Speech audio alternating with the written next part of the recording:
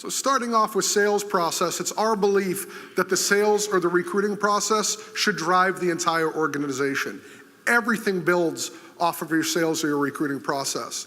And the sales process, quite simply, is everything from picking who your ideal customer would be, right through having your consultant show up on their first day at a client. Everything in between that broken down in a systematic, quantifiable way so that people know who's responsible for each thing. This process will feed, in Dan's illustration of a waterfall, all the subsequent things such as methodology, metrics, compensation plan, and things of that sort, because this will uncover for you what characteristics you need in an effective person for that role. This is what will illustrate that out for you. Yeah, so think of, if we're a builder and we're gonna go build a house, typically the first thing you do when you build a house, I think, I'm not a builder, but you go and you dig a big hole and you pour the foundation for the basement, and then you put up the A-frame and the electrical, and then you start doing, the rest. So think of your sales process as your foundation for your training program, your onboarding program. The training you're gonna provide is gonna be wrapped around your sales process. And just to make sure we're clear on sales process, the sales process are all the steps that a rep and your customer must complete in order to complete the purchasing process, in order for that consultant to come on board.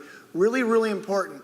Most times when we look into a company's CRM or ATS and we look at their sales process, we find that it's completely oriented to the candidate.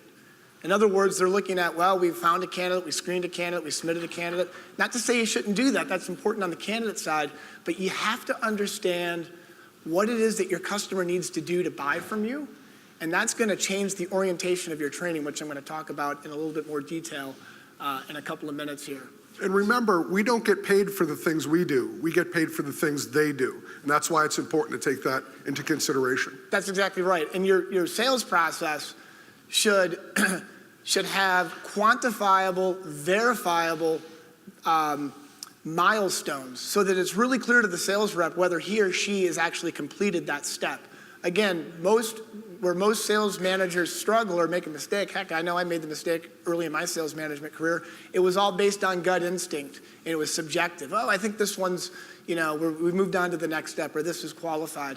When you do that, you end up you typically unawarely even sending a mixed message to your sales team that, well, this job order was different, we made it qualified, moved it to the next stage for X, Y, and Z reason, but then this one maybe has a different set of reasons as to why we think it's qualified. So what's happening is you're sending an inconsistent message, and you're not getting your reps, or your recruiters for that matter, to follow a consistent process. So really, really important that we get that mapped out.